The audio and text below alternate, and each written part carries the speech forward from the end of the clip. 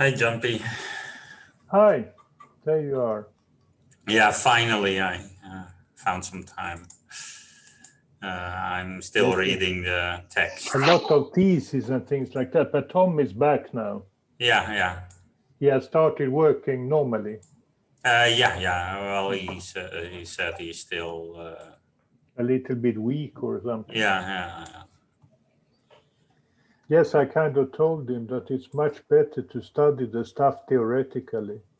Yeah. I think so.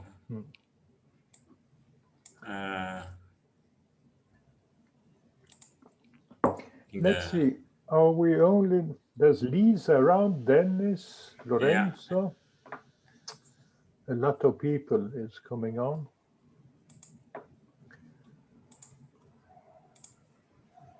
Jasmina would be here, and Glenn, I think. Yes. Hi, Dennis. Peter, now that it is almost summer and vacations, maybe one has time to think a little bit. Shall we still look at super spreading? I think it's worth it.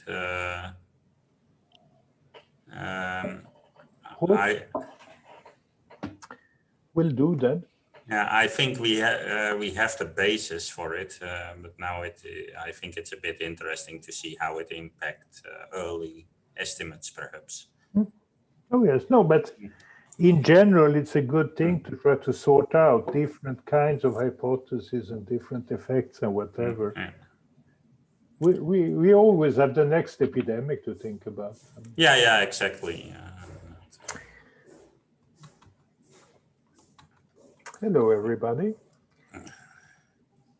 Dennis, Ben, Francesca, Lorenzo, good morning, Lisa. Thank you for your work, Francesca. I should have replied to your email, but didn't find the time. I feel very sorry and guilty. Yeah, I didn't change much of the previous text. I was just trying to address a couple of, to include a couple of papers that were recent. So I'm not 100% sure if I made a sensible choice. But I think Lorenzo is better in judging that, actually. He is more up to date with the literature, I think. No, but I think Francesca's done an excellent job. I have some, the only thing I managed to do is to kind of read Hans's comments and read this piece that Francesca's done. Thank you so much, Francesca. I haven't really had time to do any more on that. I was wondering whether there are two concerns I have. It feels very much review-y, more than they are addressing some of the past challenges / these are still really important things to do that no one has yet done. But obviously, there's no way you can know that if you haven't really worked on households. So I was wondering whether Peter or Jumpy want to catch up at some point to kind of brainstorm whether there are a couple of things that we can say that are still open challenges based on what Francesca has found in the literature of the stuff that has been done. And also, so that's one thing. And the second problem I'm having is that I'm still struggling in understanding what sort of challenges we need to talk about. Hans's comments are right. This paper is more difficult than lots of others. So it would be nice to coordinate with Glenn as well. The problem, basically, one of the extremely big challenges that occurred in this pandemic is to use households to estimate something, because the amount of data is huge. And then the infectivity from outside has changed over time. So if you use final size data, you can use final size data at the end of epidemic. So if you're trying to do something during an epidemic, then the infection from outside, you have to be very careful what you do with that. If you know that if you distinguish adults and children in households, then when schools are closed, then the force of infection from outside changes. You can't really use an entire fix, a single fix overall integrated infectivity. So there are lots of challenges of this sort, but these are is this an estimation challenge or a modeling challenge? Certainly, there is no space in the estimation paper to write anything about estimating from households. And there is a lot about like numerical stability of methods if you want to estimate this. I mean, there's so many challenges with households models, but none of them is like, oh, we need a better definition of a household model. We're still, everybody's using more or less the same idea of a household model. So from a modeling point of view, I'm not sure whether there is anything new in households models, but there are so many challenges and so many methods that have been developed recently on how to use that idea in practice. And I don't know whether that they are considered challenges for this paper or not. Well, there are things that I can think about. I can always think about things complicating other things. The fact that a household is not really well defined. I mean, a household is a fuzzy thing because the household is supposed to be two people of some kind and two smaller ones or something like that. But then you have to decide whether the grandparents, if they're around, are part of the household or only half part of the household. And then maybe some very common good friend that comes very often. So a household is really kind of various concentric rings. And the question if one should think about that becomes a network thing, right? Where some bonds are stronger than other bonds. You have some 80 bonds. And so, of course, you could complicate households that way. And say we need a model with kind of concentric rings of households. Yeah, or you can have the problem of whether a household, like whether if two members of the same household get infected outside, whether it's a household contact or whether a friend comes and visits you and infects you in the household because there are more stable connections in the household, but he's not a household. No, that's an old problem. Already in old papers, you can see judgments saying these two were probably infected at the same time or something like that. If you look at Hope Simpson papers and stuff like that, he excludes some cases saying they were probably infected. Yeah, but if I'm infected by a friend of mine who has been in my house, yes, is that a household contact or not? So there are lots of questions like this. Okay, so there are definitional problems and so on, but there is no space, no scope to list all of these things.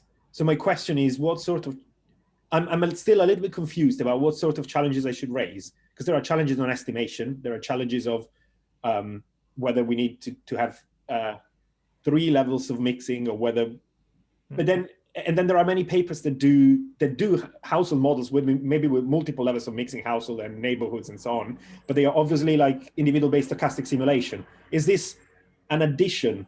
Like, has this solved a new problem in modeling households? Well, but you have been into it. I mean, how much have we really understood about 3 levels or something like that, or intersecting levels or stuff like that? I mean, the workplace and household stuff. Have we really understood how it works? Because I haven't really followed up all the things that you and Frank, etc., have done on it, but I still haven't understood if there is a good R measure, or if the time scale of global infection is so much quicker than the chains, so that the chains don't matter in the branching approximations. Absolutely. Maybe so, Lorenzo, if I can. So what I was trying to do in this with this couple of lines I've added was because from what I found, there was no real modeling improvement, but I was listing the papers that have tried to address the open questions with individual based models. So maybe some argument like there are many practical issues that still should be addressed, and some work has been done recently on the individual based model with the individual based model approach. Can someone tell me where to look? Sorry to interrupt. You disappeared right now, Jasmina. Yeah. But it is about household. In the sense of audio. But I can add something on this. some things we want to know, but is perhaps beyond what we can do. So already in 2011 or so, I did something on epidemic on a hierarchical lattice, where I could prove that there is a phase transition and it is continuous, which I was pretty proud of, that we could do that, but it's of no practical relevance at all. Like nobody cares whether a phase transition is continuous, right? When it comes to real epidemics. But I don't think you can do much more than that. And yeah, some of the questions are just out of reach. And I think that many of the questions which we want to deal with are either just minor departures of household models, the ones Dennis, Jan-P and Frank studied, or not. And I think that the only, well, now I'm perhaps a bit exaggerating, but the only worthwhile real extensions are the household workplace model and the definitions of the different R's, which Lorenzo, Frank and I did, so that we understand better. And perhaps the next part, which we already mentioned, which is relevant, is the real-time growth rate and how it depends on household structure. All other things which I now can oversee are marginal. Lorenzo, that makes for a very short chapter in our paper. I mean, you can see many problems still remain with household models, and all new contributions are welcome. So we can write a very short sentence about that. Basically, the concern I have, I completely agree with you, Peter, that could be mentioned. The problem is, what is a household modeling challenge referring to a pandemic? All the stuff about estimation in real time, which is very relevant for a pandemic, is there a challenge about the modeling? Or is just a challenge about estimation? Can I say something? Yes, you can. Hi everyone. Sorry, I've been missing at this meeting. I've been missing you all. I've just been very busy. I think agent-based model allow to quantify. Your sound has disappeared, at least to me again.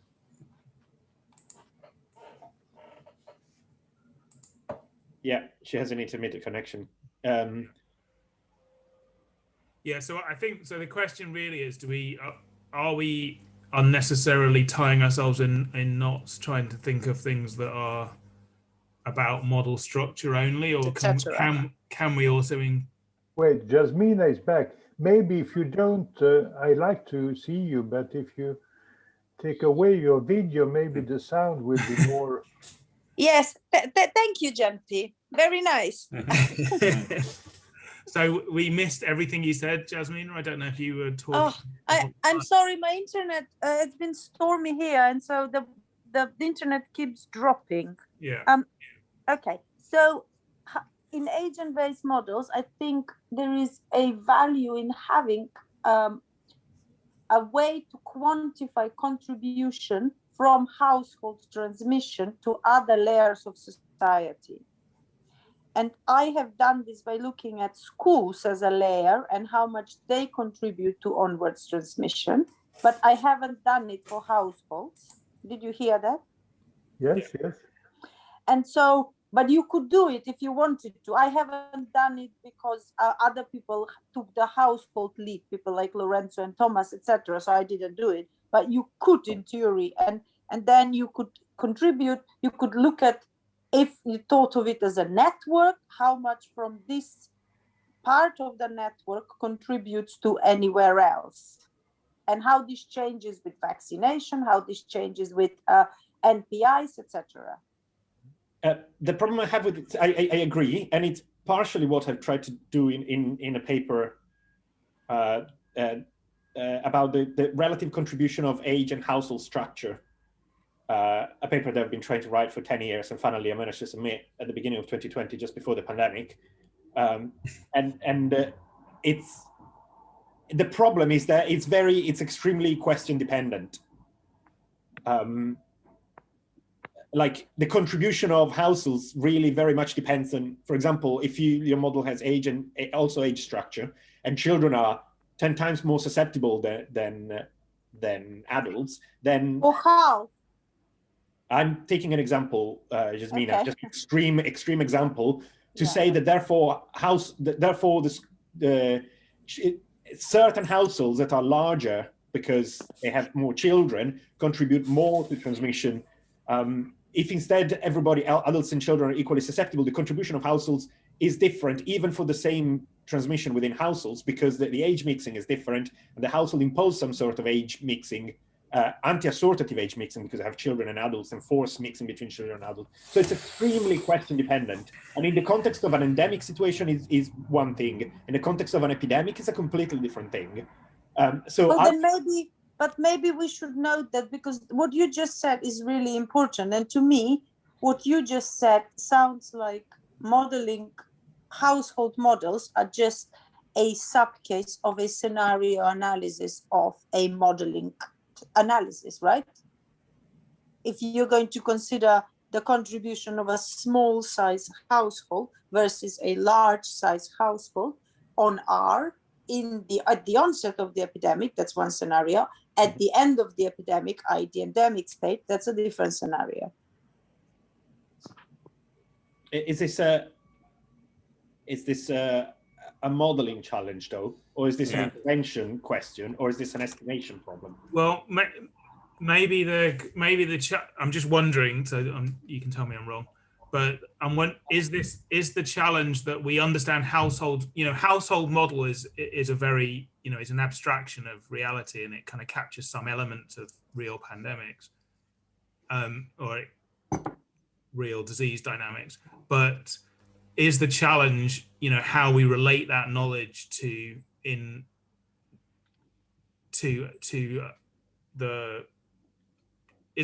challenge how we kind of relate household models to a real outbreak, a real pandemic, that we need to take what we understand from households but integrate that in a broader framework. Is that the challenge?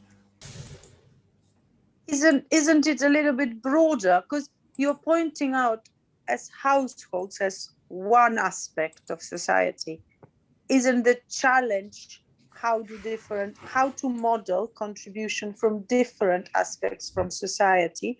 And in there you could put household structure, school university structure, or community.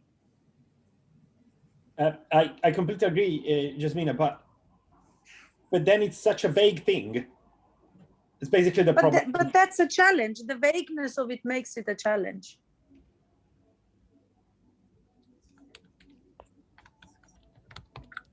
No, my point, my question on households is whether we really know that households are an important aggregation, in the sense that if I think about it, I usually spend more time with people at work and whatever than I spend with people in the household.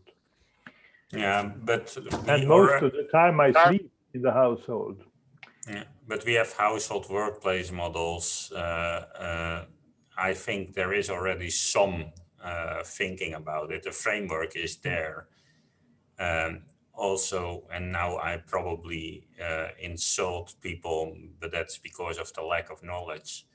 I think that my lack of knowledge and not trying this, so don't encountering the real problems. I think that many of the challenges are not, which are coming from agent-based models, are not so much the modeling problems as the implementation on how do you estimate the component. Yeah, how do you estimate the components, and how do you make it? Can you run it in feasible time? But you know what a model should, or you quite often have an idea what a model should look like. While finding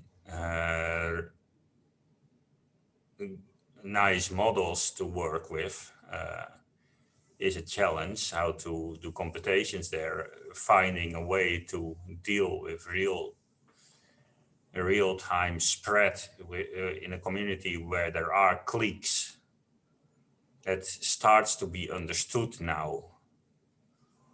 But that's quite recent. So how do you relate real-time spread to a generation-based spread? And even generation-based spreads within households is quite recently understood. I think those things are of a different level of modeling. I agree. I agree with that. One other thing to note is why households have been sort of propagated as an important thing to study is because of contact tracing. So when you trace people, the easiest people you trace for positive cases are within the house. Then the next easy thing is the schools or work, and the hardest things and studies are showing that only maybe 20-30%, maximum 20%, I think is the sort of the maximum that we are told to model, is you trace people within the community. So therefore, it's much easier to quantify how much of the transmission emerges or stays within a household, because you trace everybody and you know within the household, you assume they are isolated, so therefore you've cut that edge of the network for transmission. And I think this is an important aspect why households have been discussed, and Thomas and Lorenzo and that sort of group has worked a lot on these households models. We hear every day, almost every week on SPI, sort of how important they are. But I think contact tracing plays a role in why they are being studied and why they are considered important. The contact tracing, as you say, has always been flawed by preconceptions, right? And it is always flawed by preconception. There is no such thing as unbiased contact tracing, as far as I know. So household could just be a cultural problem.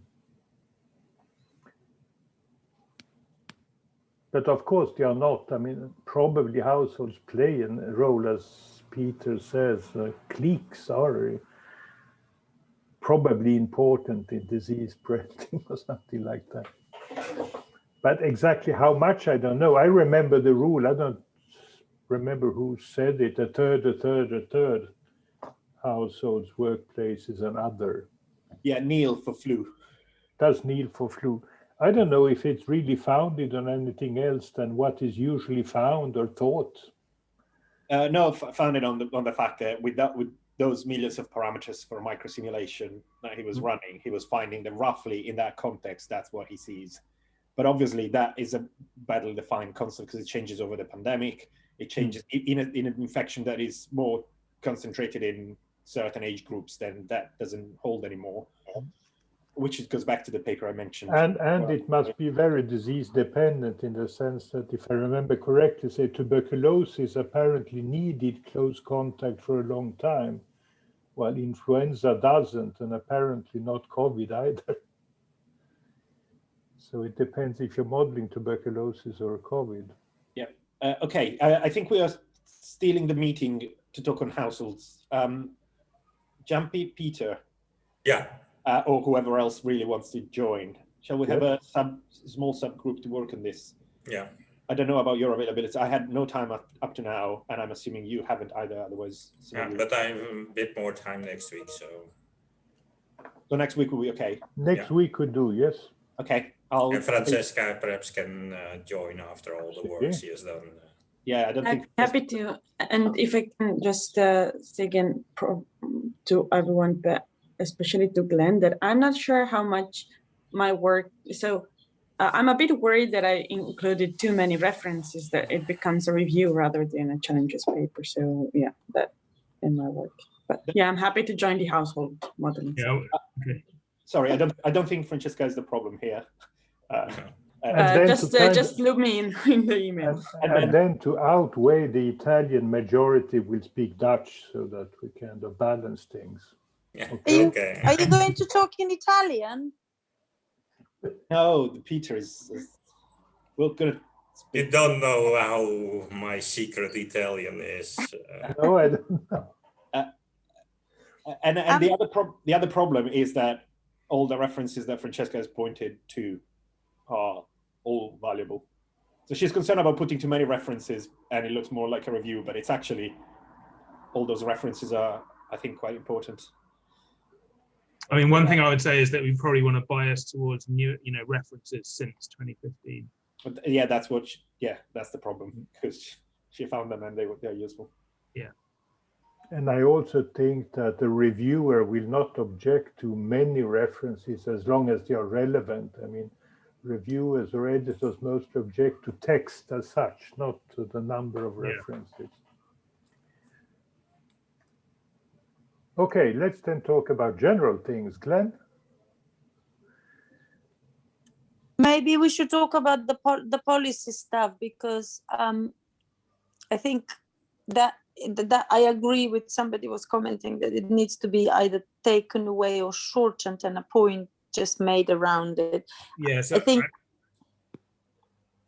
It was the real-time decision support section. That there's very little in a way of challenges. I mean, it's all valid stuff, but it's quite a long section, and it doesn't.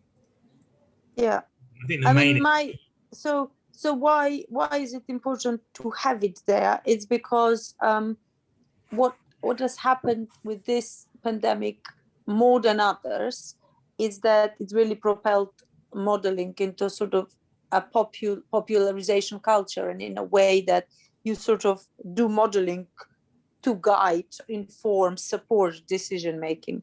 And I think previously there was maybe more of a challenge to do that, and that now a door has been opened that allows that to be done, but doing it properly and doing it in a sort of bidirectional way is a challenge. Yeah. So I'm happy to put that, just a summary of a paragraph in the introduction, in the motivational aspect of why modeling is important and why we're writing this chapter around modeling, and not have a separate challenge section. But we should talk about that. Yeah, my feeling is it probably needs to go in the final section about policy, and because that is really about how to do things better and to integrate a policy. So I think just adding something in there about the real-time elements, and I think a lot of that I think we can replace a lot of it by just referring to the estimation paper and the data paper. But is it something for our paper to talk about what one could call the political importance of models, namely how to inform other people than us, so maybe us as well, what models really are compared to reality? Because, as Jasmina said, the models have been around quite a lot, and suddenly the newspapers, they talk about the modeler this and that, and not as before, the epidemiologist this and that, or something. So, and generally, there is this idea since a long time that the people kind of tend to believe in things that are formulated in mathematics. That must be true. And the models are usually formulated in mathematics in some sense. So the question is it in our paper that one maybe should say something about how to tell? I mean, physicists have been able to write popular papers about black holes and the birth of the universe.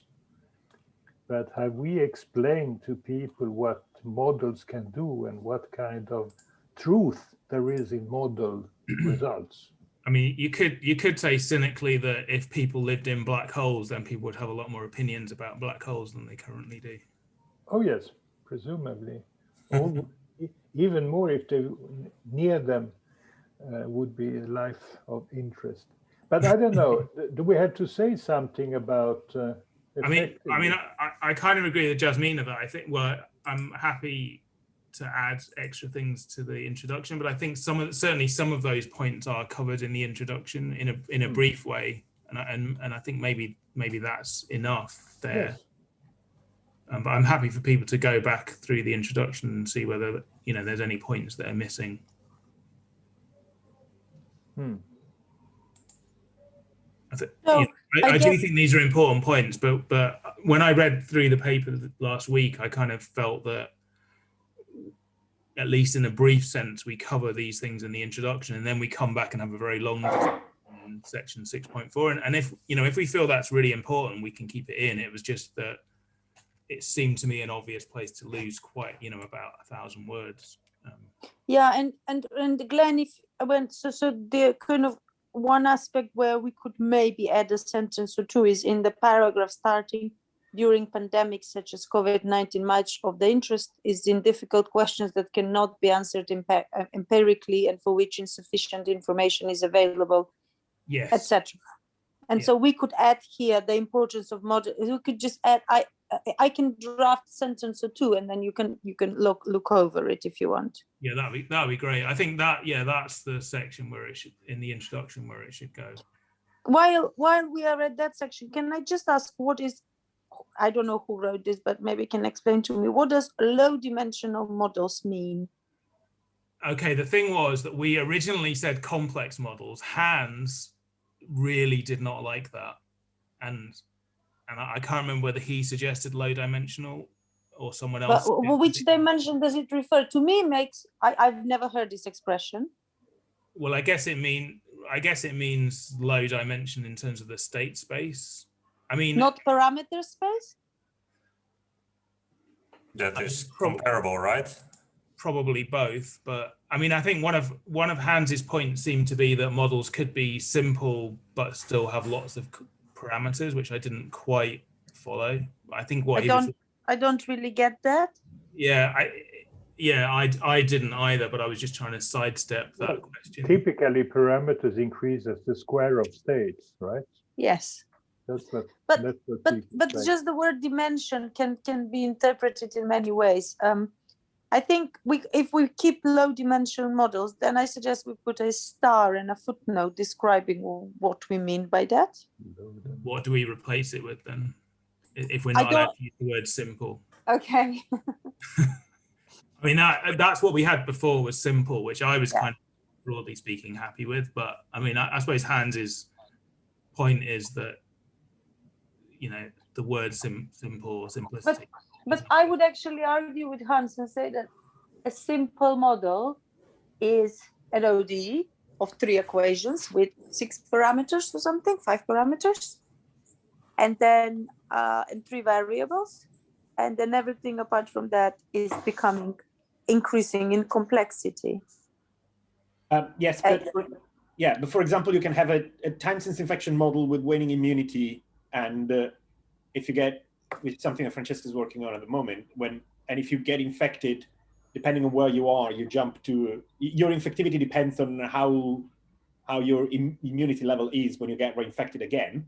That model is just infinite dimensional squared problem, and yet has 3 ingredients. So, but it's not a simple model, because once you've introduced the reinfection, you've introduced a complexity of parameters. So it becomes a complex model. Then let's say compartmental models with few compartments. Let's say SCIR model if you want. Because I've just made once you have reinfection is SCRIS, no? Okay, so compartmental model with few variables. Does it make sense to? I think we need a simple word. Can we say make it like simple in how do you say that, quotation marks and in brackets, saying like either intended as low state space, low dimensional state space, or low number of parameters, close bracket.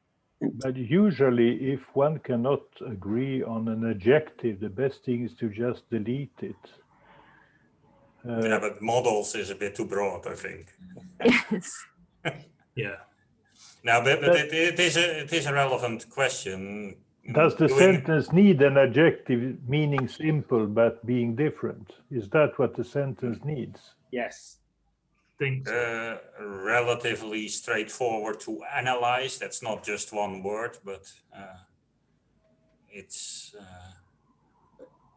also sorry, an ODE-based model, SIR model with 20 H classes has what, 400 parameters in theory? But that's not a simple model. So what I It's was conceptually simple. Conceptually, it has Oh, yeah. really nothing more than the SIR model with 2 classes. It's only computationally a little bit heavier.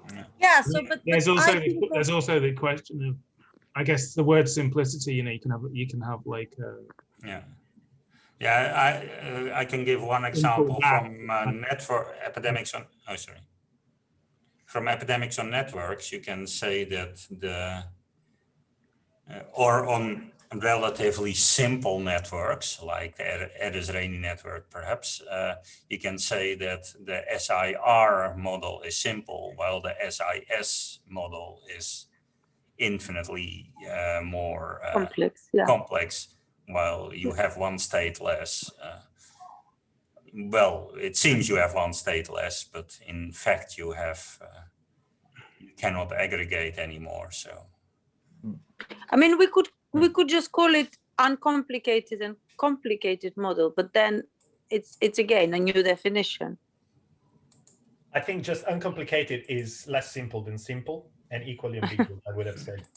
but what relatively, or something like relatively easy to analyze? What? Or, Yeah, I mean, could we say like something about the computational complexity? yeah. Well, depends how you think about it. So I don't think of the model just the set of equations, so the set of rules that I'm going to write by hand. I think of it as that plus how I'm going to populate my data, my parameters, and how I'm going to solve it computationally. So the model is a set of that, and a model outcome is then what you get out from the tree. Yeah, I agree. I mean, so in that sense, I think that saying that simple equals deterministic, I don't agree with either. But. Yeah. I was just, when I was reading, I just didn't know what it meant. So I'm happy. No, but I think this is the key. As I said before, we had simple, which I suspect most of us are kind of happy with. So we could just go back to that. I mean, you could leave it low dimensional, Glenn, and just describe what dimension you mean. And you could say star and say in the footnote, dimension refers to either the number of states within the model or the set of parameters. Yeah. Excuse me, I'm looking at the text right now, and effectively the sentence that starts with low dimensional models can, for example, etc., can be deleted. It doesn't matter because the sentence before says it's therefore useful to consider multiple models that vary in complexity to assess the robustness of conclusions. Yeah. And if you delete a low dimensional sentence, then you end up with, for example, the relationship between real-time growth rate, etc., blah, blah, blah. So just delete the whole sentence. Yeah. That sounds the best. Good. Because it repeats in a way what has already been said in the sentence before, that multiple levels of complexity are useful. So I'm learning from why Jumpy. the simple ones do certain things, the complex one other things. Then there is an example anyway. Jumpy, this is a very good lesson. If something doesn't fit in the paper, delete it. It's a general rule, I think, in writing. I think you could get a job at COP26, I think.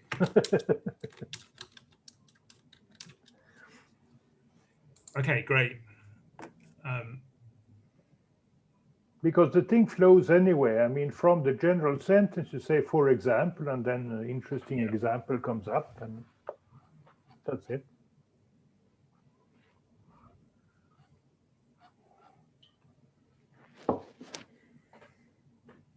Okay, that was the only problem we have. Now we send it? No. So I didn't have a chance to work on the better disease progression models. Did you? I know we've not communicated. Yeah, I kind of sent them around 1 o'clock this night, or maybe midnight, according to your. Oh, did you? I missed that. Sorry. Did you? has somebody got something from me about? I did. I got it. I I didn't. think I did. Strange. Yes, I did. I didn't. I don't think. Let me see. Disease progression. The email has been sent to you, Glenn. Yes, the list starts with Valerie, but then Glenn, Francesca. Well, there are all of them because it's the same. While Glenn's looking for that, Lisa, did you cut your hair? Or I Yes. just haven't seen you for ages. Yeah, a couple of weeks ago. Oh, very nice. Thank you. Anyway, back to the conversation. And it's just before Daniel's email in the thread. I'm sorry. It comes before your email, Daniel, in the thread, in the email thread. So I don't know if it has been hidden. Yes, that's correct.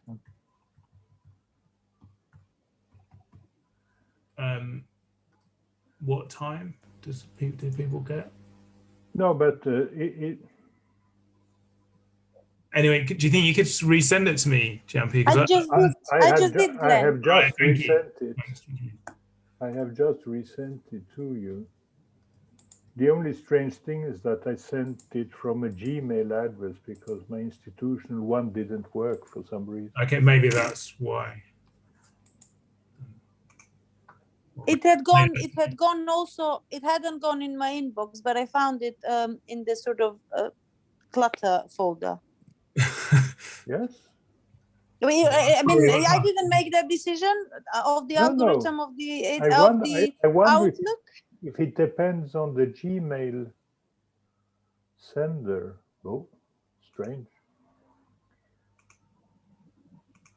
Because I usually use an institutional account, but it didn't work tonight.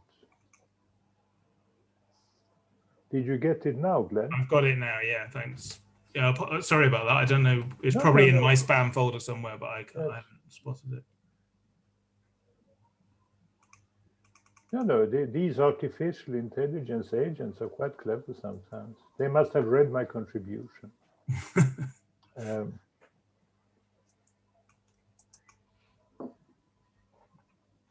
But anyway, yes, I tried to write something about the disease progression, which partly answers Hans' comments.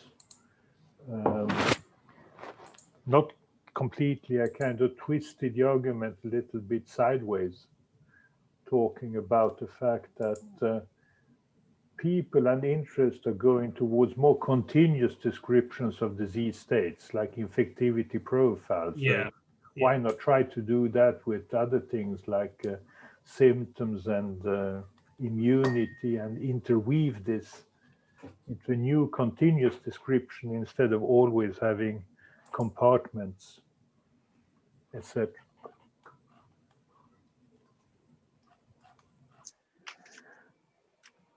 Yeah, sounds good. Well, yeah, I'll read it properly later, I guess.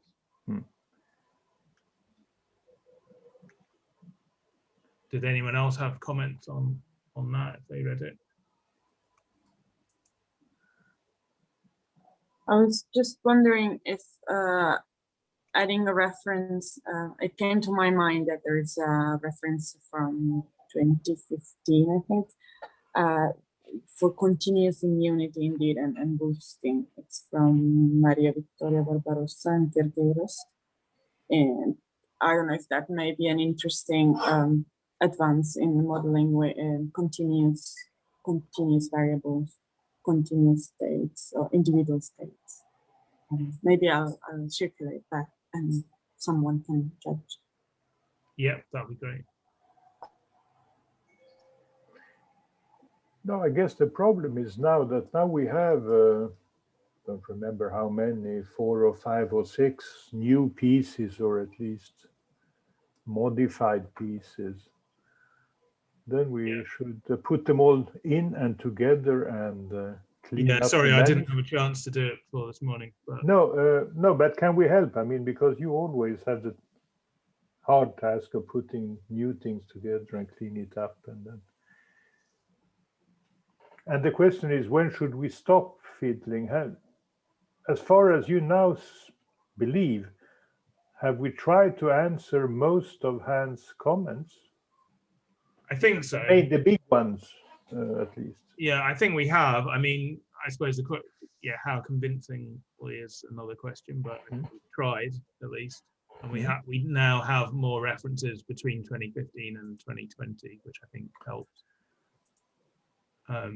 We've cut things down a bit, which I think probably also helps. And then I guess if you and Peter, Francesco, and Lorenzo can just sort of finalize that section, the household section, and I think me and Dennis were going to try and do the sort of spatial and network section, but I don't think we need to say much, but just maybe add some more references. So I added this material on the. I thought that the best place would be on the pathogen perspective. So yeah, I actually about liked what you'd written there, Daniel. Thanks. sorry. I liked what you'd written there. I think it fits. Oh, okay. So okay, that's good. Yeah, because I was trying to see if it was fitting in there. I thought it was the best place. So yes. Yeah. Okay. Oh, because then concretely, now it's Friday, and soon it's Friday evening, Yeah. and we can even go to the pub, right? I believe so. I think so. Can you do so in Great Britain now, in general? Yes. I think here we are watching football tonight, aren't we, Glenn? Ah, okay. Yeah. Yes, of course you can watch football in the pub. But Well, anyway. it's What the is England-Scotland We're match just not today. allowed to cheer, at least in No, Scotland. no. No cheering. Well, in Scotland, you won't have problems with that. There won't be much reason, I guess. Which match is today? It's the England-Scotland match here. Okay.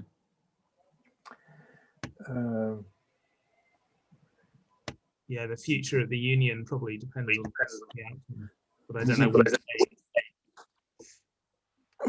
I just read that UEFA is threatening to take the semi-finals from Wembley if the UK doesn't lift some of the restrictions. Oh, I see. Right. Okay. So fair enough. Perhaps they can go to Scotland then. So yeah, I get one job maybe is to put a very short paragraph covering the real-time decision support into section 6.6. I'm happy to do that, but I was also happy to have a volunteer if anyone wanted to fancy that. And I can help with that. Great, And thanks. Lisa as well. Yeah. Yeah. Well, yeah. Okay, so I mean, I propose that I just compile things and send round a version so that people can maybe just have, if they have a chance, read through. I don't know. The household wait and- interested could try to meet in the beginning of the week, the first 3 days or something, so that we have something to say for next Friday. Because I think we meet again next Friday, right? And Valerie could be there as well. Yeah, I think so. I did wonder whether we didn't have to, but I think we probably do need to meet. Yes. I just wonder, we have so much on the household models. Why don't we, when we talk with the household group, why don't we think about what we just talked earlier in this meeting, that households is one aspect that can be considered like a school or like a workplace, but it's just is a household.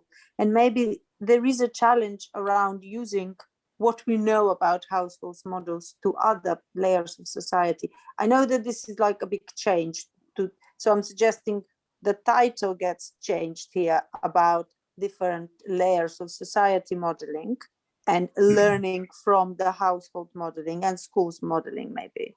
Yeah, it might be a bit, I am a bit hesitant to do that. Like basically every household model, which is not directly incorporating real data, starts with, okay, we call it a household model, but it can as well be schools or workplaces. Like so actually, Jasmina, so there's another section which is current after the household. I think it's after the household. Yeah, which is called, currently it's called Bridging the Gap Between Metapopulation and Spatial Networks, but I was kind of thinking of rewriting that as being a kind of general question, you know, like linking in some of these questions about, you know, how we use agent-based models and how they relate to household models and spatial models. Okay.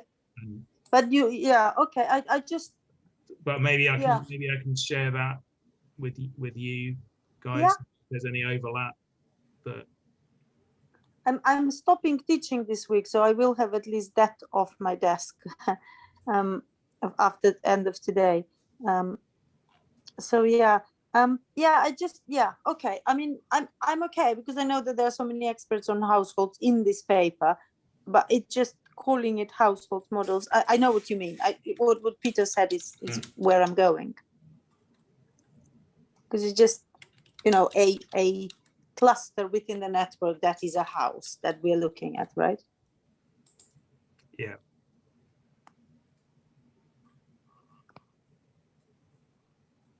Because I think last week Francesca was saying that maybe that one of the challenges is how, maybe putting words in your mouth here, but is how we deal with household models, or you know what we do with household models. Sorry, not household models, agent-based models. So in a sense, we could say, well, everything is solved because all we have to do is make an agent-based model that's big enough that has everything in. But somehow that, you know, I think there are still challenges associated with doing that, and it somehow doesn't seem that satisfactory from a modeling point of view, just to say that all you need is a big simulation. And so I think we kind of want to kind of try and tease out some of the issues or the challenges that might come from that. So, you know, for example, are there analytical approaches that can be used to sort of test some aspects of agent-based models or guide how we might devise them going forward? Yeah, no, I think that's really important. Francesca, I'd be interested to see the stuff, if you want, that you are working on household, because I'm working also on contribution from household versus contribution from schools in the current. Yeah, no, actually, the funny thing is that I'm not working on households in my research. Thanks, Daniel. No, it was just a general comment about the difficulty of translating analysis that are done in agent-based model into some more so in deterministic modeling, where one can study more directly the effect of parameters and output more explicitly. Now Lorenzo is working on households model and someone in the group, so we can put, I know who's working in the group. So yeah, if you think it would be helpful to talk, Lorenzo knows that I'm working on this anyway. So but Glenn, I mean, I'm just making, I don't want to change the whole paragraph and everything. I'm just making a note that we understand the importance of household, but we also understand the importance of household as one cluster. Yes, within a larger network. Within a larger network, and be that deterministic, where you lose some equations, be that a stochastic agent-based, where you basically lose some individuals or you don't connect them with other, or network where you just cut off edges from the network. And then on top of that, there's a kind of spatial aspect that that you can't. There is, you know, you can think of you know, different regions in as sort of different meta populations. Yeah. And it's not clear that making a huge network for the whole of the UK is really, you know, or any country is the way you should do it. And often the data mean that you don't do it that way anyway. So. Yeah, no, agree.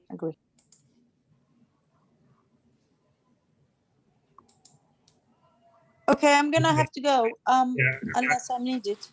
No, I think we can maybe call it a day there, and we'll, yeah, so there's a household group, and then I might email Jasmina, you and Francesca with this paragraph and get some comments on it from you in the week, if that's okay.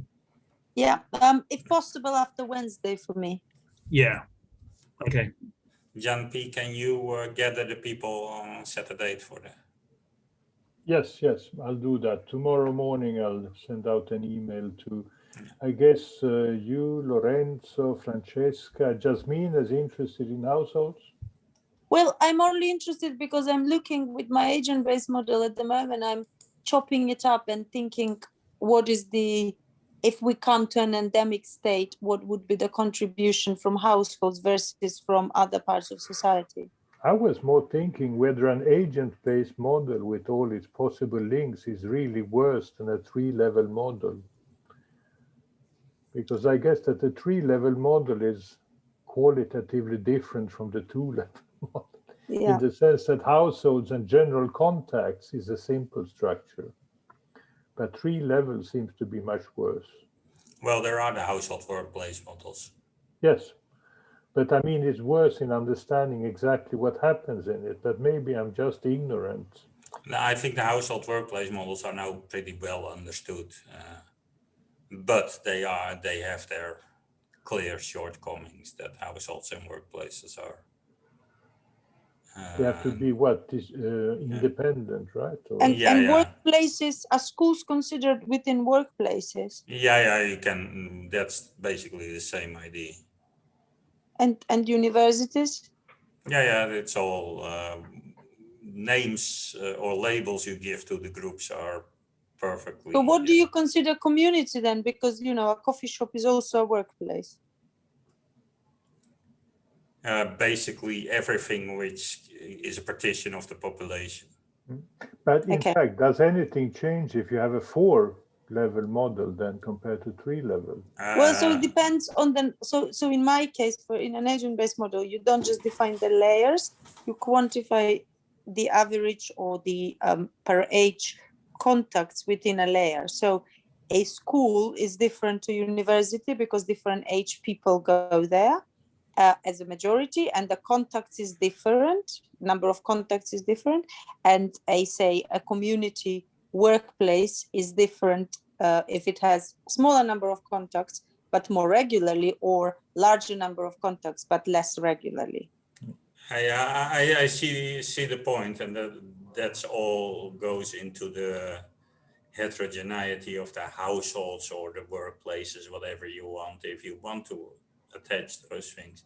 I think the big problem there is that you, as I usually call it, no relationships on the work floor. So things, workplaces and households overlap mostly at most one person. Yeah. So okay. So it's just the name is misleading then. Households is just a gathering term because that's where we get most data from. But analysis is just almost exactly the same. It becomes really different when groups are overlapping at more than one place. One master student of mine has done something on that, comparing a kind of hierarchy of 3 levels with the independent partitions. That's, by the way, quite interesting because it makes very clear that the definition of are not is can be very, very misleading for household models. This is something to talk. This group can talk about when we finish this paper. Okay, I will call these people Yeah. together and try to arrange a meeting. But Jasmina says only after Wednesday, right? If it's possible to do, after 1 o'clock on Wednesday would be better. But I can do evenings if you want to, like. Okay, I'll try to find out a common time that works for us all. For me, everything works, but not evenings. Okay. Okay, 7 a.m. looks like. 7 Oh, yeah, I have a 2-year-old son. 7 a.m. I'm perfectly awake. It's jumpy to find the time, but I mean, in a way, I will join. Don't do it on my behalf fully, so I'll join if I can. It's more important that you guys kind of talk, I think. We'll try to intersect various kinds of time schedules. It's already that an interesting exercise to see if we have a common intersection. Great to see you all. I'm gonna go off. Bye. All right. Okay, Ben is also interested. Ben? Yeah, Ben had to leave, but Yes. But Ben likes households. Okay, I will try to organize this household meeting then. thanks, Jim. Okay, and then we meet on next Friday, same time, same way, same everything. Yeah. Okay. Have a nice boat week and then match and whatever is interesting. Likewise. So, Yes. Hey. Thank you. Thank you. Bye. Thank you. Bye. thanks. Bye.